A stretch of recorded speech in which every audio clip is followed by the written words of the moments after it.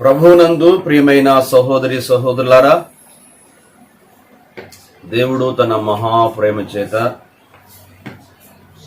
ఈ పగలంతా మనందరిని కాపాడి రాత్రివేళ ఈ లైవ్ కార్యక్రమంలో ప్రభు పాదాల చెంత మనం చేరి రావడానికి, దేవుని దయగల మాటలు మరొక నూతన దినములో కూడా వినేటువంటి అద్భుతమైన గొప్ప భాగ్యాన్ని మనకు అనుగ్రహించిన దేవుని మన ప్రభు అయిన యేసుక్రీస్తు ద్వారా హృదయమారా స్తుతించి స్తోత్రించి కీర్తించి గణపరుస్తా ఉన్నాను. ప్రభు నామములో చేరి వచ్చినటువంటి మీకందరికి కూడా నా హృదయపూర్వకమైన శుభములు తెలియజేస్తా ఉన్నాను. మరొక మంచి ధనాన్ని దేవుడు మనకిచ్చినందుకై స్తుతిస్తున్నాను. చాలామంది ఈ క్షణాన్ని చూడలేక ఈ లోకాన్ని విడిచి వెళ్ళిన వారుగా ఉన్నారు. అయితే దయగల దేవుడు తన విశేషమైన కృపచేత తన రెక్కల క్రింద మనకిచ్చిన భద్రత క్షేమం కొరకై నేను ప్రభువును స్తుతిస్తా ఉన్నాను. ప్రార్థన చేసుకుందాం. ప్రేమ కలిగిన తండ్రి, పరిశుద్ధ దేవ, జీవాధిపతి, మాకు జీవమును ఊపిరిని సమస్తమును ధారాళముగా దయచేస్తున్న దేవ, మీ కుమారుడైన యేసు క్రీస్తు ప్రభువారు మా కొరకు ప్రాణమర్పించిన హేతువు చేత ఆయన విమోచన క్రయధనమును మా కొరకై చెల్లించి పాప శాపముల నుండి, పాతాళ గుండము నుండి మాకు అనుగ్రహించిన విమోచన కొరకై మిమ్మల్ని స్తుతిస్తున్నాం.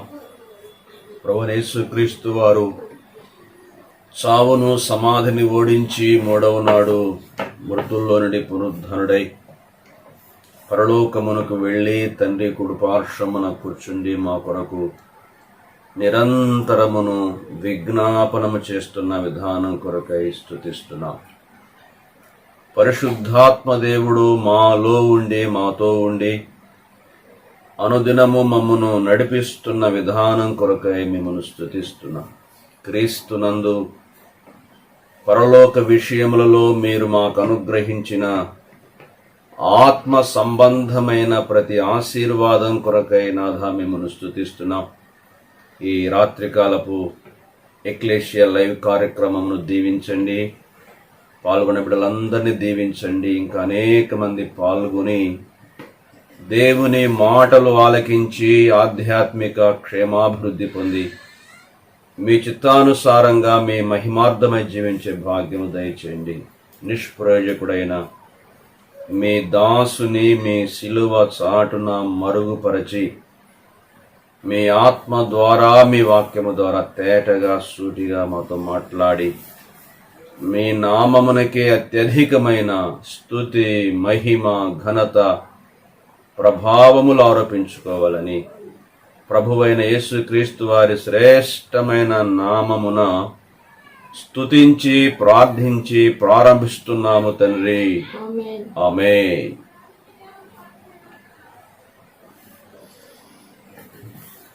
పిల్లరా, క్రైస్తవ సునాద కీర్తన నుంచి 337వ పాట పాడదాం. 474, 337. నా ప్రాణ ప్రియుడవు నీవే, నా ప్రాణనాథుడ నీవే అనే కీర్తన పాడదాం. నా ప్రాణ ప్రియుడవు నీవే, నా ప్రాణనాథుడ నీవే, నా ప్రాణ ప్రియుడవు నీవే, నా ప్రాణనాథుడ నీవే. ఎవరు లేరు నాకిలలో, నీవే నాకు సర్వము. ఎవరు లేరు నాకిలలో, నీవే నాకు సర్వము.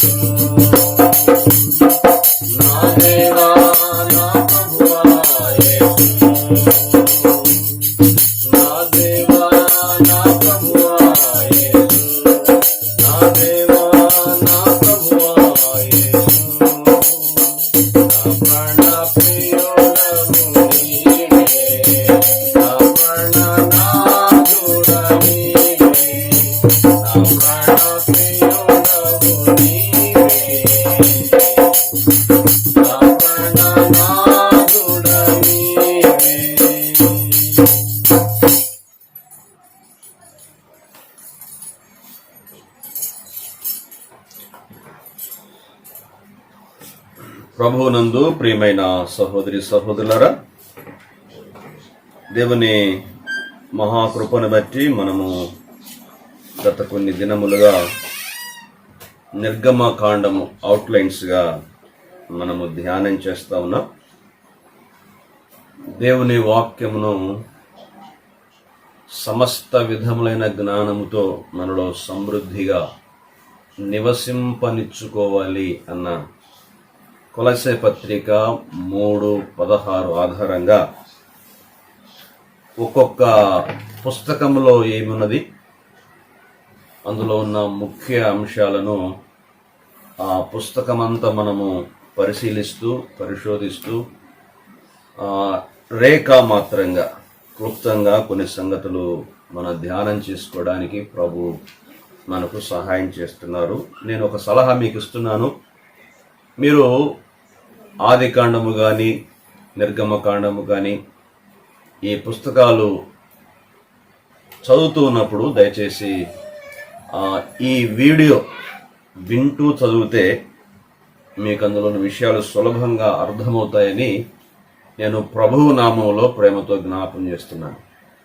అలా చదువుకుంటూ వెళ్తే మనకు సులభంగా అర్థం కాదు, కానీ దేవుని ఆత్మ ద్వారా దేవుని దాసులు చదివి ధ్యానించి ఆ విషయాలు మనకు అందిస్తున్నప్పుడు అవి వింటూ చదువుకుంటే మనకు సులభంగా అర్థమవుతాయని నేను మీకు ప్రభువును బట్టి హామీ కూడా ఇస్తా ఉన్నాను.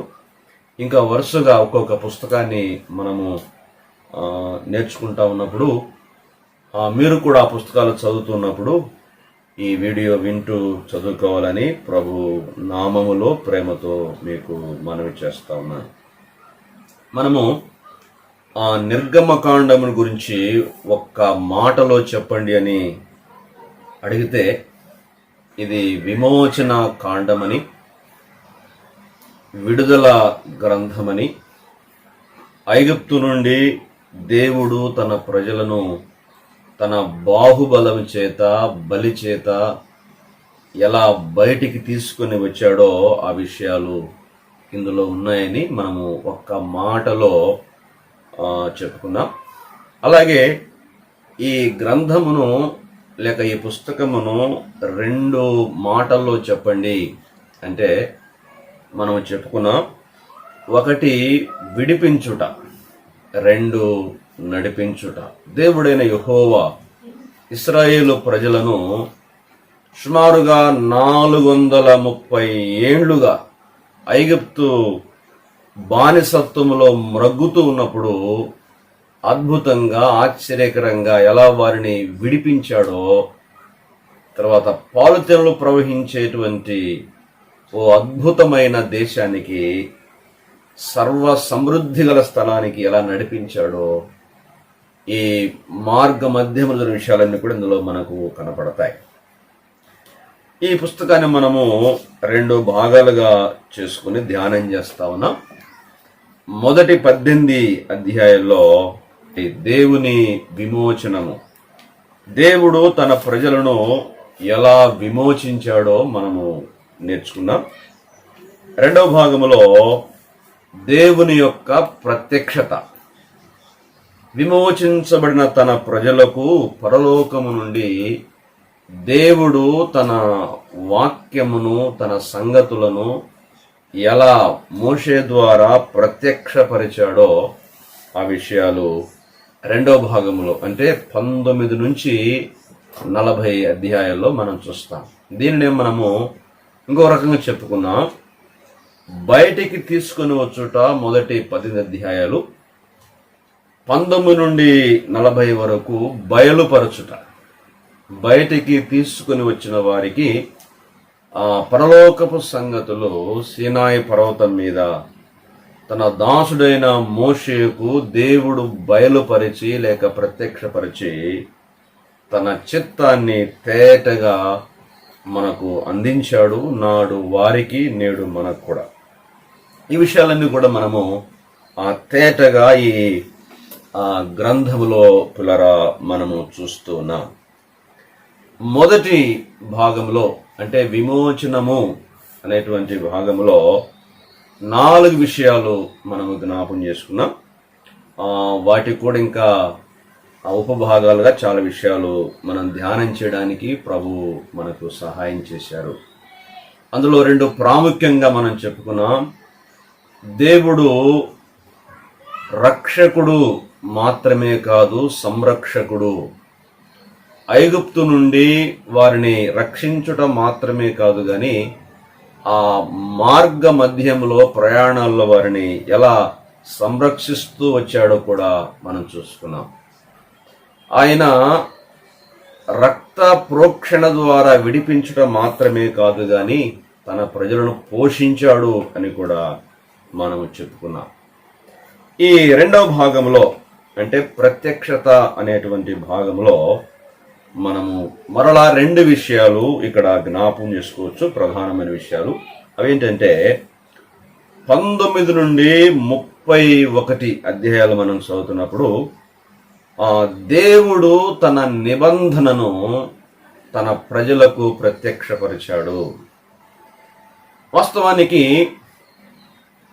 అబ్రహాము, ఇస్సాకు, యాకోబులతో దేవుడు నిబంధన చేశాడు. దానిని ఏమంటారంటే వ్యక్తిగతమైన నిబంధన.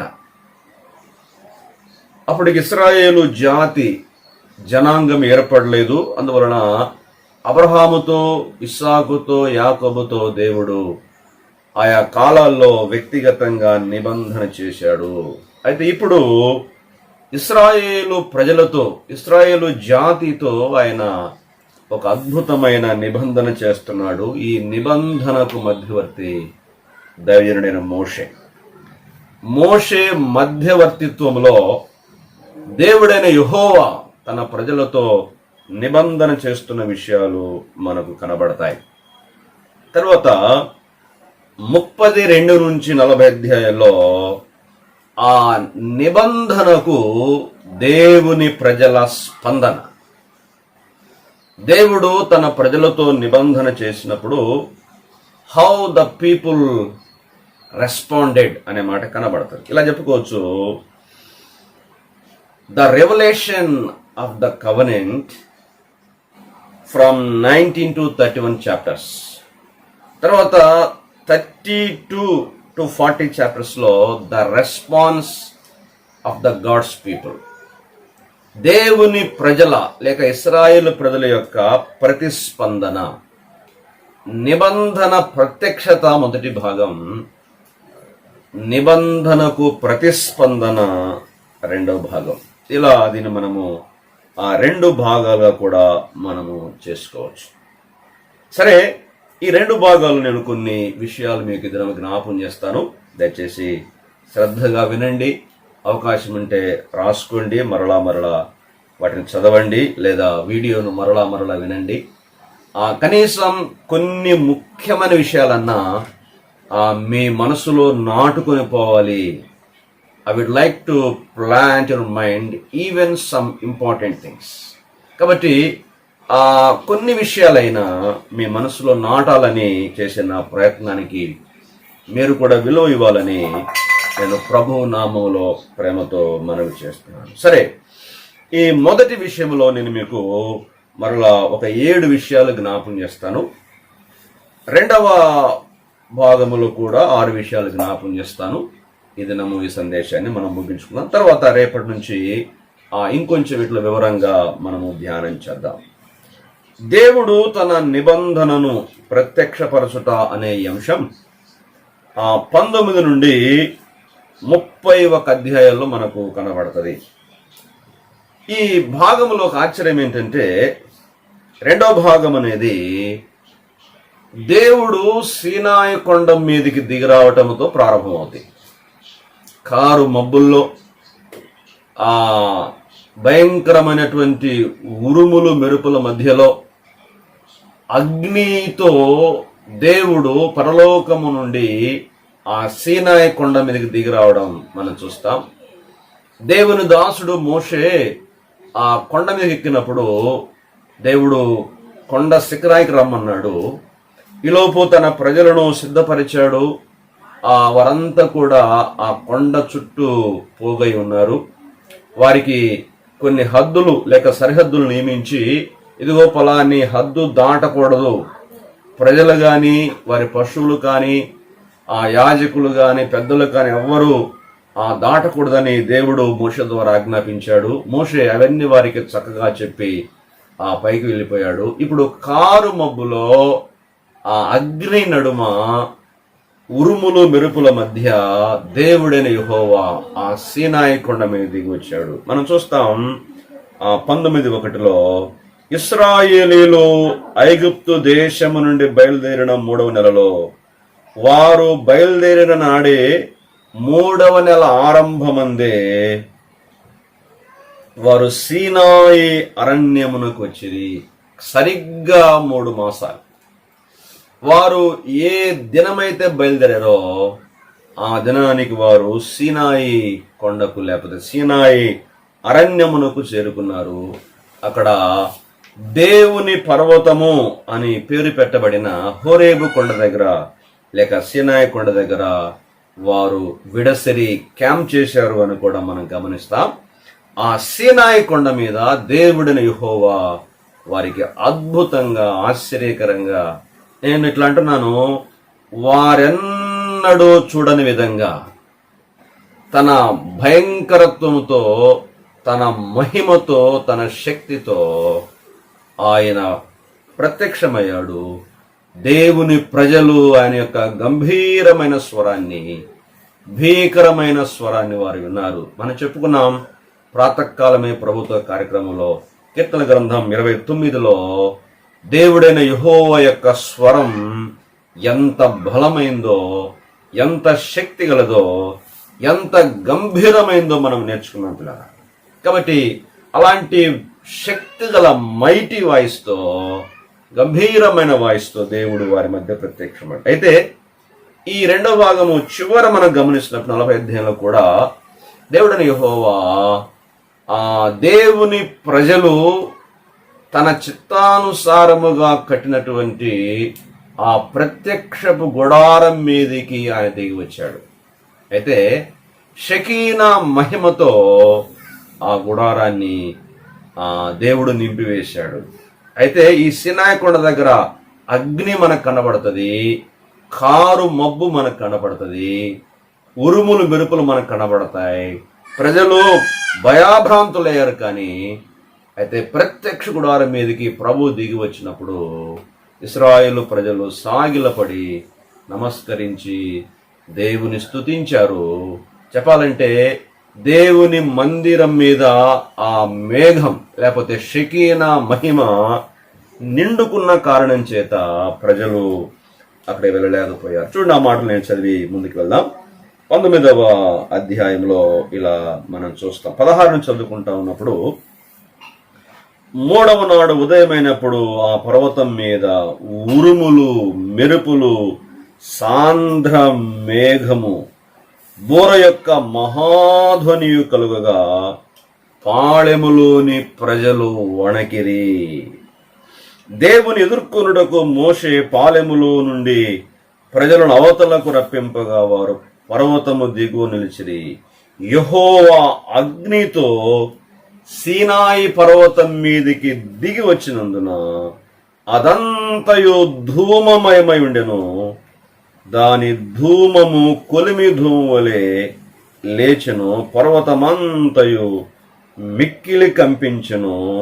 ఆ బూరధ్వని అంతకంతకు బిగ్గరగా మ్రోగెను.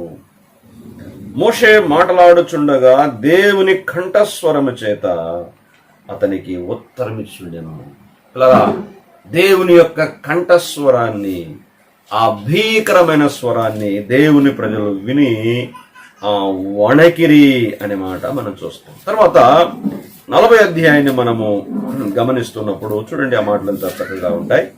40 అధ్యాయంలో 34 చదువుతున్నాను.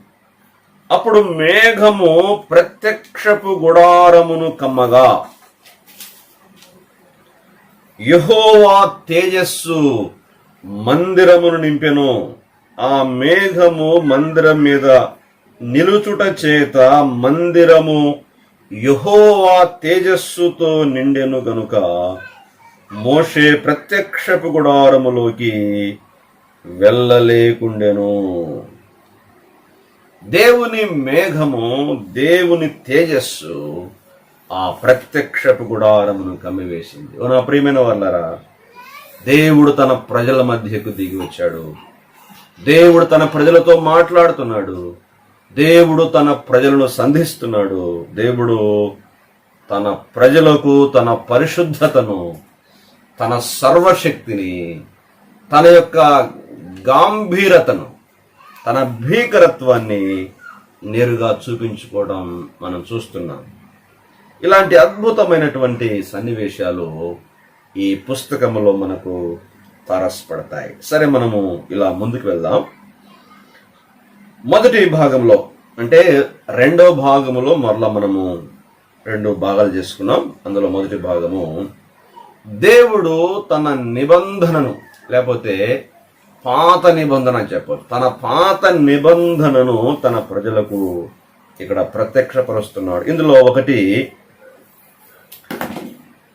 ప్రజల సిద్ధపాటు, అంటే దేవుణ్ణి ఎదుర్కోవడానికి, ఆ నిబంధన ప్రత్యక్షత పొందడానికి దేవుడని యెహోవా నీవు ప్రజలను సిద్ధపరచుము, నీవు ప్రజలను ఆయత్తపరచుము అని చెప్పాడు. చూడండి 19:10లో యెహోవా మోషేతో, నీవు ప్రజల యొద్దకు వెళ్ళి నేడును రేపును వారిని పరిశుద్ధపరచుము, వారు బట్టలు ఉదుక్కొని 3వ నాటికి సిద్ధముగా ఉండవలెను.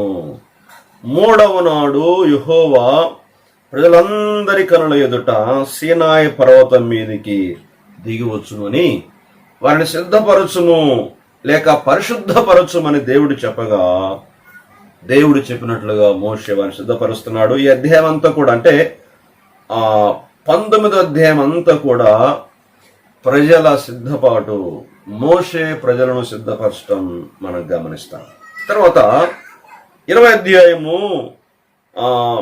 మొదటి 16 వచనాలు మనము చూస్తున్నప్పుడు దేవుడైన యెహోవా ఆ నిబంధనను వారికి ప్రత్యక్షపరుస్తున్నాడు. ఎలా అంటే 10 ఆజ్ఞల రూపములో. చెప్పాలంటే ఆ 10 ఆజ్ఞలు దేవుని నిబంధన ప్రత్యక్షత అని గమనించాలి.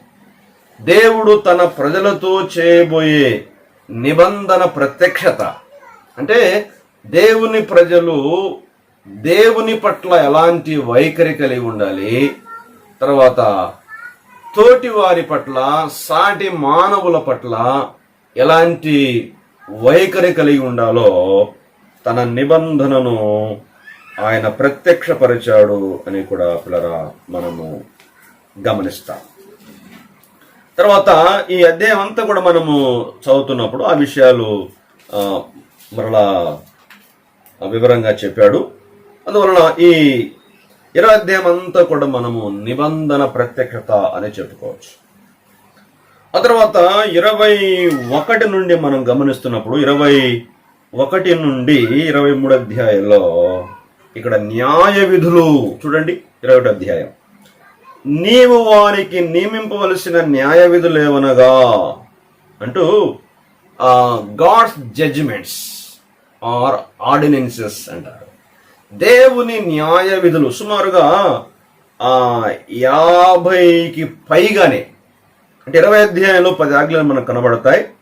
21వ అధ్యాయము 22 23 అధ్యాయంలో సుమారుగా 52 నుంచి 55 న్యాయ విధులు ఈ భాగంలో దేవుడు తన ప్రజలతో ఆయన మాట్లాడుతూ ఉన్నాడు.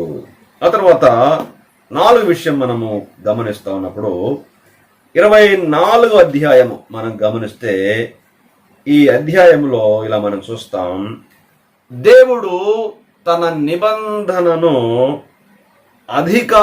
అధికారికంగా ధృవీకరిస్తున్నాడు.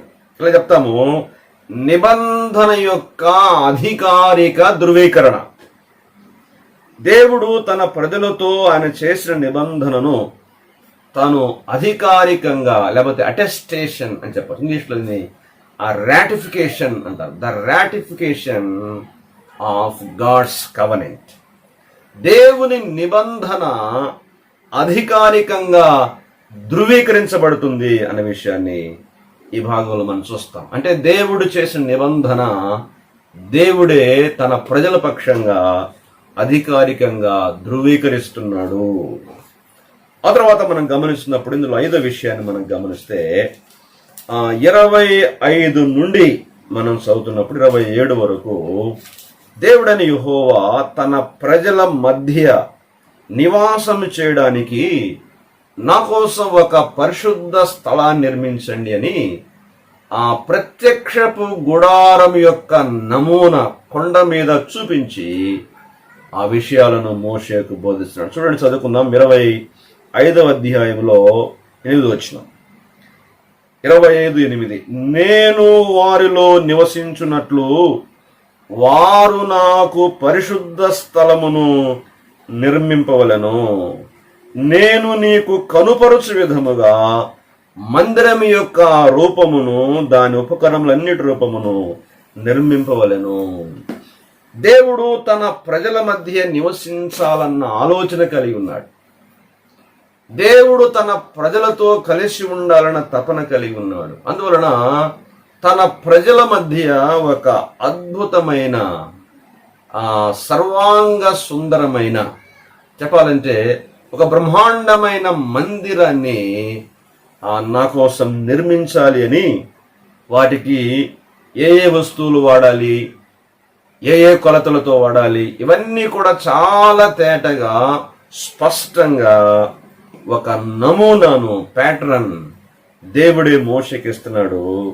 25, 26, 27 అధ్యాయంలో ఉన్నాయి. తర్వాత మనం వాటిని ఒక్కొక్కటి చూద్దాం. మందసము, తర్వాత దీప స్తంభము, దీప వృక్షము, ధూప వేదిక, ఇత్తడి గంగాలము, బలిపీఠము, ఇవన్నీ కూడా చక్కగా ఈ భాగాల్లో వర్ణించబడ్డాయి. వాటి గురించి కూడా మనము తర్వాత ధ్యానం చేద్దాం.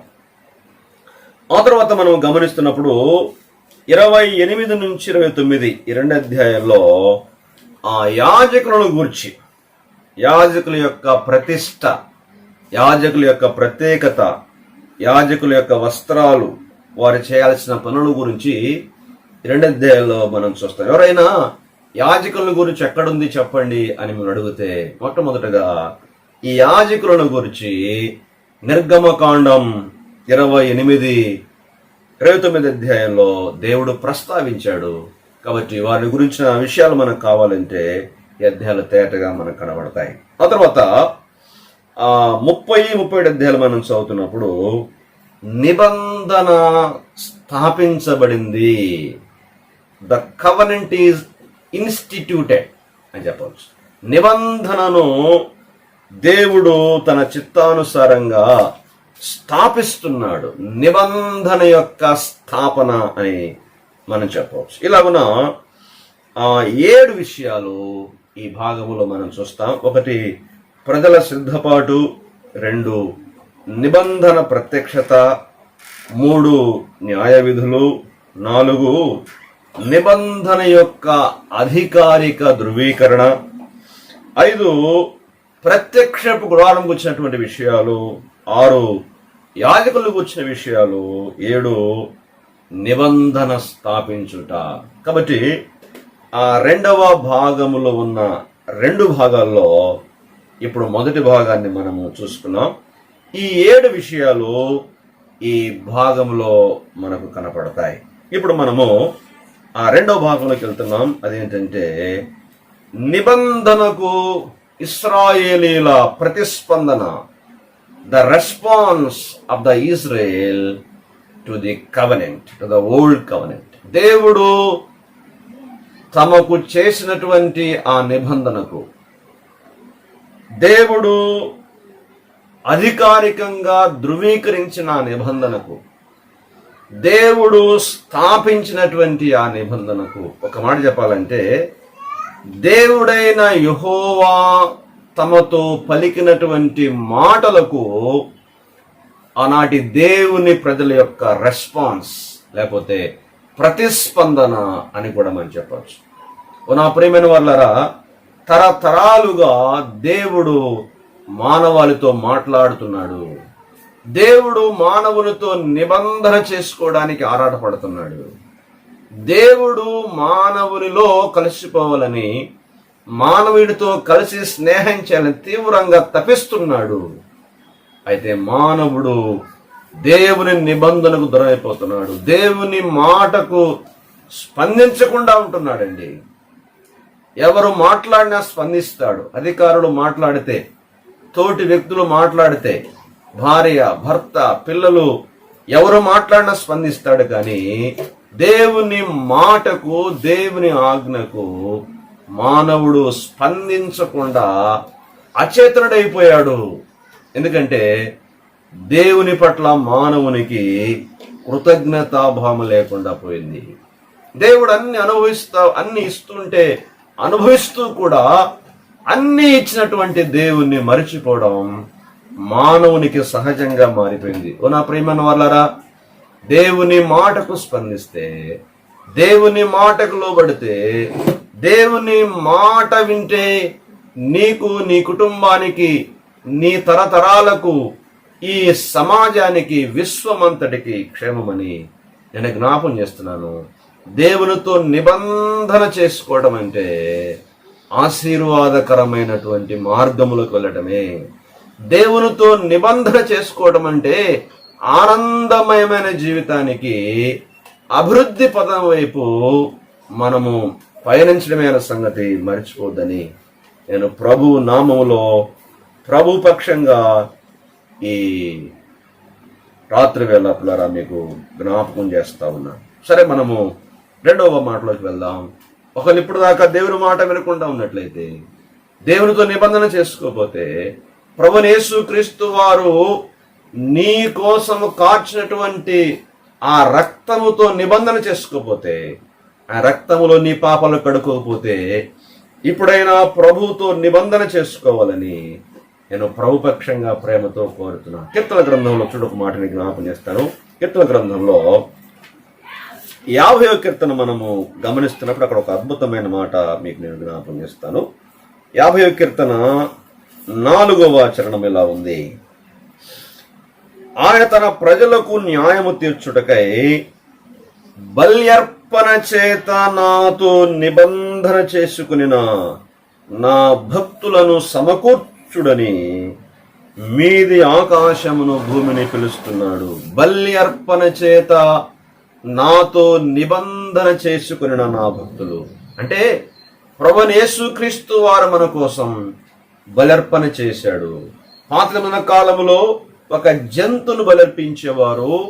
ఆ బలి అర్పణ ద్వారా దేవునితో, తోటి మానవులతో నిబంధన జరిగేది.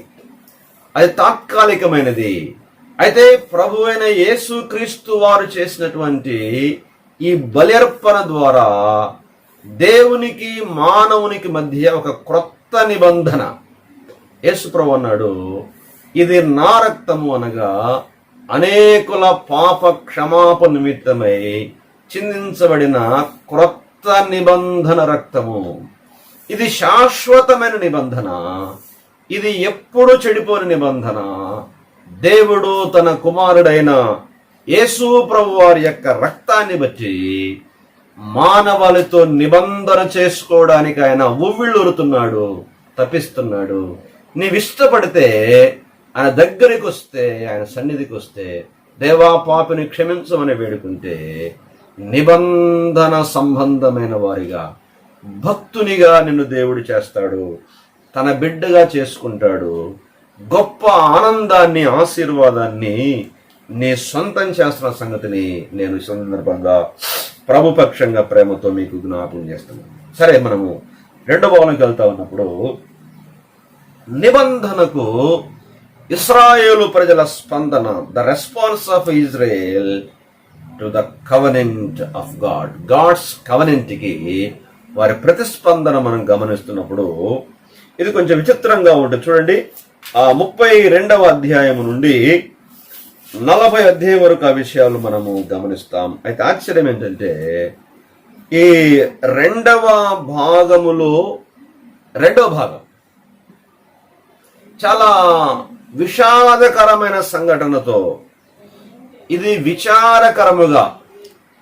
విషాదకరమైన సంఘటనతో ప్రారంభమవుతుంది. అదేంటంటే, ఇశ్రాయేలు ప్రజలు ఉద్దేశపూర్వకంగా తెలిసి దేవుడెంత భయంకరుడో, దేవుడెంత గొప్పవాడో, దేవుడెంత తేజోమయుడో, ఎంత మహిమ కలిగిన వాడో, ఆయన స్వరం ఎంత బలమైందో, శక్తివంతమైందో, ఆయన ప్రభావాన్ని, ఆయన మహిమను కన్నులారా చూచి కూడా ఆయన నిబంధనను బ్రేక్ చేశారు, లేక మీరారు. దేవుని దాసుడు మోషే దేవునితో గడపడానికి ఆయన సీనాయి కొండకి వెళ్ళిపోతే, కింద ఉన్న ఇశ్రాయేలు ప్రజలు మోషే నాయకత్వంలో ఒక బంగారు దూడను చేసుకుని బొల్లియావును ఆరాధిస్తూ, ఆ మాట చూడండి, చాలా భయంకరంగా ఉంటుంది. 32:6 మరునాడు వారు ఉదయమున లేచి దహన బలులను, సమాధాన బలులను అర్పించిరి. అప్పుడు జనులు తినుటకును త్రాగుటకును కూర్చుండి ఆడుటకు లేచిరి అని చాలా విచారకరమైనటువంటి మాటలు అక్కడ ఉన్నాయి. దేవుడంత పరిశుద్ధుడు వారు ఎరిగి, దేవుడంత గొప్పవాడు వారు ఎరిగి, దేవుని యొక్క అత్యంతమైన గంభీరమైన శక్తివంతమైన స్వరాన్ని వారు చూచి వనికి కూడా ఈ సందర్భంలో వారు దేవుని భయమును విడిచి తినుటూ త్రాగుచూ ఆడుతూ లేస్తున్నారు. ఓ ప్రియమైన వర్లరా, ఎంత భయంకరమైన విషయం. దేవుని ప్రజలు ఆ నిబంధనను ఉల్లంఘించారు, ఆ నిబంధనను బ్రేక్ చేశారు, మీరారు. దేవునికి వారు కోపం పుట్టించారు. కాబట్టి 32వ అధ్యాయంలో మొదటి 6 వచనాల్లో how they have broken the covenant of God, వారు దేవుని నిబంధనను ఎలా మీరారో, ఉల్లంఘించారో ఈ విషయాన్ని మనకు బోధిస్తూ ఉంది. ఆ మాట చదువుతున్నప్పుడు నేను చాలా బాధపడుతున్నాను, నేను విచారాన్ని వ్యక్తం చేస్తున్నాను. ప్రియమైన వాళ్ళరా, దేవుని మాటకు మనము ఎప్పుడు లోబడాలి? దేవునికి విరోధమైన కార్యక్రమాలు, మన శరీర ఉల్లాసం కోసం దేవుని పేరట, లేకపోతే దేవుని పండుగ పేరట, అక్కడ యెహోవాకు పండుగ అన్నారు. ఆ యెహోవాకు పండుగలో, పరిశుద్ధ దేవుని పండుగలో, సర్వశక్తిమంతుని పండుగలో, మహిమగల దేవునికి పండుగలో వారు తినుచు, త్రాగుచు, ఆడుచు, ఒక విగ్రహానికి పూజ చేస్తూ, ఆ విగ్రహానికి దైవత్వాన్ని ఆరోపిస్తూ ఆధ్యాత్మిక వ్యభిచారులై పరమందున్న దేవుని ఆగ్రహానికి, కోపానికి వారు గురయ్యారనే మాట చాలా భయంకరమైన మాటగా పిల్లరా మనము గమనిస్తాం. ఆ తర్వాత మనం గమనిస్తే 32 అధ్యాయంలో 7 నుంచి 35 వరకు మనం గమనిస్తున్నప్పుడు ఆ సంఘటన సందర్భంగా దేవుని కోపం వారి మీద రగులుకుంది. ఇశ్రాయేలు ప్రజలను నాశనం చేయడానికి దేవుడు తీర్మానం చేసుకొని మోషేతో చెప్తే, మోషే తన ప్రజల రక్షణ కొరకై ఆయన విజ్ఞాపన చేస్తున్నాడు. మోషే తన ప్రజల క్షేమం కొరకయ్యా నీ వారిని నాశనం చేయొద్దు, ఒకవేళ నీ వారిని నాశనం చేస్తే ఇదిగో చూస్తున్నటువంటి వారందరూ కూడా అదిగో ఆ యెహోవా దేవునికి, ఐగుప్తు నుండి విడిపించిన దేవునికి నడిపించడానికి శక్తి లేక వారిని మధ్యలోనే నాశనం చేశాడని, మీ ఘనమైన నామానికి అవమానం కలుగుతుందయ్యా, దయచేసి ఈ ఒక్కసారి వారి పాపాన్ని క్షమించండి, ఒకవేళ వారి పాపాన్ని క్షమించకపోతే జీవ గ్రంథములో నుండి నా పేరు తుడిచిపెట్టు అని ఓ మంచి నాయకుడుగా, గొప్ప నాయకుడుగా, ప్రజల కోసమే పుట్టిన నాయకునిగా, ప్రజాక్షేమాన్ని, దేవుని పిల్లల, దేవుని సంఘం యొక్క క్షేమాన్ని ఆకాంక్షించే నాయకునిగా చాలా త్యాగపూరితమైన ప్రార్థన, విజ్ఞాపన మోషే చేస్తాడు. దేవుడు ఆయన విజ్ఞాపనను విని ఆయన శాంతిస్తాడు అని కూడా మనం గమనిస్తాం. ఆ తర్వాత మనం గమనిస్తాం మరో విషయంలో 33వ అధ్యాయం మనం చదువుతున్నప్పుడు, ఈ 33వ అధ్యాయంలో దేవుడు మోషే దేవుని ఒప్పిస్తున్నాడు. Moses convinces God. God has been convinced by the supplication of Moses, by the intercession of Moses. మోషే విజ్ఞాపనను బట్టి, ఆయన ప్రార్థనను బట్టి, ఆయన విన్నపాన్ని బట్టి, చెప్పాలంటే ఆయన కన్నీటితో చేసినటువంటి ఆ విజ్ఞాపనను బట్టి దేవుడు శాంతించాడు. మోషే దేవుని ఒప్పించినటువంటి విషయాలు ప్లరా ఈ భాగంలో మనము తేటగా చూస్తాం. తర్వాత 34వ అధ్యాయం మనం గమనిస్తున్నప్పుడు దేవుడు తన నిబంధనను పునరుద్ధరిస్తున్నాడు. దేవుడు తన నిబంధనను పునరుద్ధరణ, రివైవింగ్, లేకపోతే రెన్యూవల్ ఆఫ్ గాడ్స్ కవెనెంట్ అని చెప్పవచ్చు. మధ్యలో దేవుని నిబంధన బ్రేక్ అయింది, ఉల్లంఘన గురైంది, మీరింది వారి ద్వారా. దేవుడు వారిని పూర్తిగా తుడిచివేయడానికి సిద్ధపడ్డాడు. అయితే దైవజనుడు మోషే వారి పక్షంగా అడ్డుపడ్డాడు. ఇప్పుడు దేవుడు ఆయన ప్రార్థన ఆలకించి వారిని క్షమించి మరొకసారి తన నిబంధనను రెన్యూవల్ చేశాడు అని మనం గమనించాలి. నా ప్రియమైన వాళ్ళారా, ఈ రోజుల్లో కూడా దేవుని బిడ్డల మధ్యలో, దేవుని సంఘాల మధ్యలో అవిధేయత మనకు దండిగా కనబడతా ఉంది, అపవిత్రత దండిగా కనబడతా ఉంది. ఇలాంటి అవిధేయత, అపవిత్రత మధ్యలో దేవుని శాపం కుటుంబాల మీద, సంఘాల మీద దండిగా కనబడతా ఉంది. ఇలాంటి సమయంలో మోషే లాంటి భారం గల నాయకులు, బాధ్యత గల వారు దేవుని పక్షంగా విజ్ఞాపన చేసేటువంటి విజ్ఞాపన కర్తలు మన మధ్యలో లేరు అన్న సంగతి గమనించాలి. అలాంటి వారు లేవాలని మనము దేవుని పక్షంగా ప్రార్థన చేద్దాం. ఆ తర్వాత మనము గమనిస్తున్నప్పుడు 5వ విషయాన్ని మనం గమనిస్తే 35వ అధ్యాయంలో మొదటి నుంచి 40 అధ్యాయం 33 వరకు మనం చదువుతున్నప్పుడు ఇశ్రాయేలు ప్రజలు, దేవుని ప్రజలు ఇష్టపూర్వకంగానే విల్లింగ్లీ వారు దేవుని నిబంధనకు లోబడుతున్నారు. మేము దేవుని చిత్తానుసారంగా నడుస్తాం, దేవుని ఇష్టానుసారంగా జీవిస్తాం, దేవుని నిబంధన వలయములోనే ఒదిగిపోతాం అని స్వచ్ఛందంగా వారు ముందుకు వస్తున్నారు. 32 అధ్యాయంలో వారు ఇష్టపూర్వకంగానే తెలిసి పరిశుద్ధ దేవుని యొక్క నిబంధన మీరారు, మహిమగల దేవునికి బాధ కలిగించారు, దుఃఖము కలిగించారు.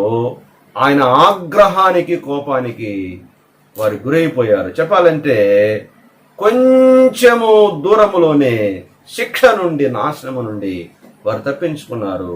దేవుని దాసుడు మోషే వారి పక్షంగా అడ్డుపడ్డాడు. అయితే ఈ భాగంలో దేవుడు తన నిబంధనను పునరుద్ధరించిన తర్వాత, రెన్యువల్ చేసిన తర్వాత ప్రజల్లో మార్పు వచ్చింది.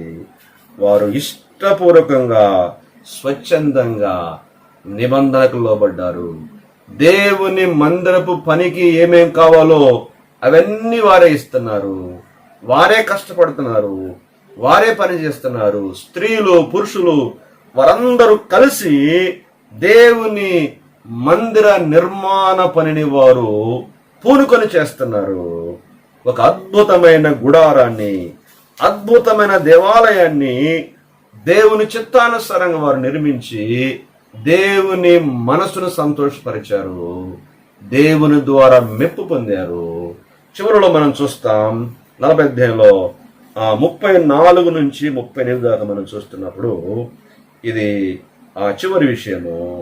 యెహోవా తేజస్సు ఆ మందిరమును కమ్మింది. యెహోవా మహిమ, షకీన మహిమ దేవుని మందిరం మీదికి దిగి వచ్చింది.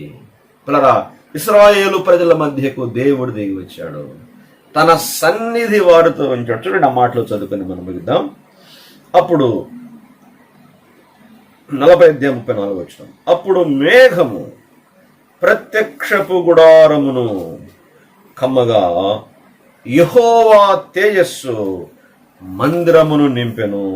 ఆ మేఘము మందిరం మీద నిలుచుట చేత మందిరము యెహోవా తేజస్సుతో నిండెను గనుక మోషే ప్రత్యక్షపు గుడారములోకి వెళ్ళలేకుండెను. మేఘము మందిరం మీద నుండి పైకి వెళ్ళినప్పుడల్లను ఇశ్రాయేలుడు ప్రయాణమైపోయి, ఇదే వారి ప్రయాణ పద్ధతి. ఆ మేఘము పైకి వెళ్ళని ఎడల అది వెళ్ళు దినం వరకు వారు ప్రయాణము చేయకుండిరి. ఇశ్రాయేలులందరి కనుల ఎదుట పగటి వేళ యెహోవా మేఘము మందిరం మీద ఉండెను, రాత్రి వేళ అగ్ని దాని మీద ఉండెను. వారి ప్రయాణములలో ఆ లాగునే జరిగాను. పగటి వేళ యెహోవా మేఘం మందిరం మీద ఉంటుంది, రాత్రి వేళ యెహోవా అగ్ని ఆ మందిరం మీద ఉంటుంది.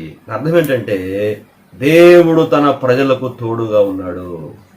తన ప్రజల మధ్య దహించు అగ్ని అయిన దేవుడు నివాసం చేస్తున్నాడు.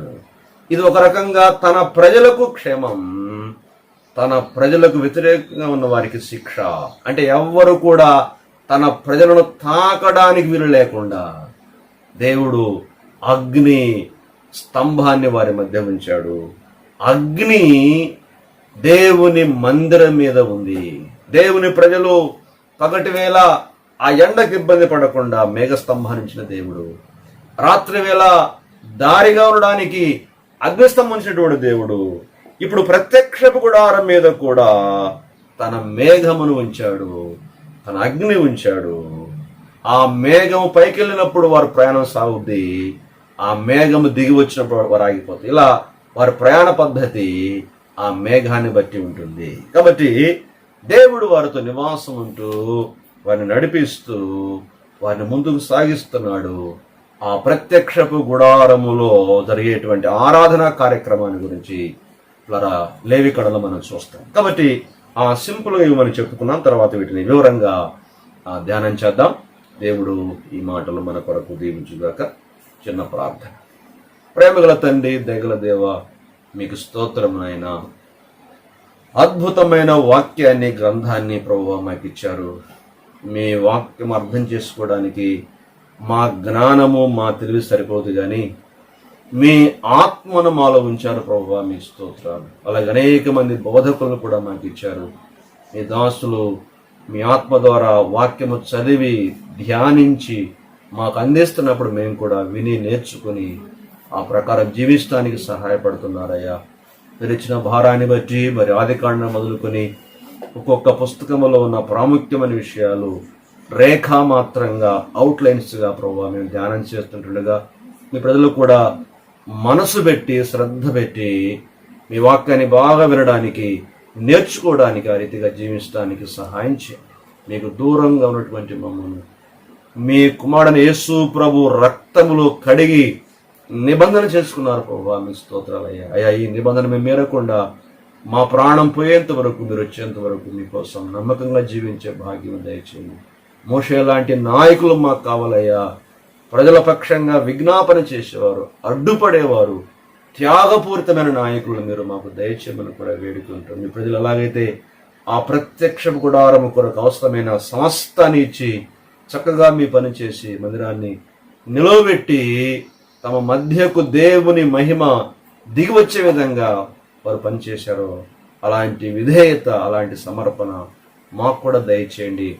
ఈ కార్యక్రమం పాల్గొన్న బిడ్డలందరినీ పేరు పేరున దీవించమని, రేపటి ప్రాతకాలమే ప్రభుత్వనే కార్యక్రమం కొరకై మమ్మల్ని సిద్ధపరచాలని మహిమ, ఘనత, ప్రభావాలు మీకే ఆరోపిస్తూ ఇంకా రక్షణ పొందిన వారిని దయతో దర్శించి రక్షించమని, మా స్థానిక సంఘాలను, పరిశుద్ధులను, కుటుంబాలను పేరు పేరున దీవించమని, కరోనా నివారణ కొరకై ప్రయాసపడుతున్నటువంటి ఒక్కొక్క అధికారిని, డాక్టర్ని, నర్సెస్ని, పోలీసు వారిని, ఆయా పారిశుద్ధ కార్మికులు, ఆరోగ్య కార్యకర్తలు, వాలంటీర్స్ని ఒక్కొక్కరిని జ్ఞాపం చేసుకుని వారిని దీవించి బలపరచమని, త్వరలో ఈ వైరస్ నివారణ చేయబడి మేమంతా కలిసి ఆరాధించి సేవించేటువంటి భాగ్యము దయచేయమని, ఇంతవరకు మీరు చేసిన సహాయం కొరకై దేవా మిమ్మల్ని స్తుతిస్తూ మా ప్రభువును మా రక్షకుడైన యేసుక్రీస్తు దివ్య నామమున దీనులమై స్తుతించి వేడుకుంటున్నాము తండ్రి. ఆమేన్. అందరికి వదనాలండి. రేపు ఉదయం మరలా కలుసుకుందాం.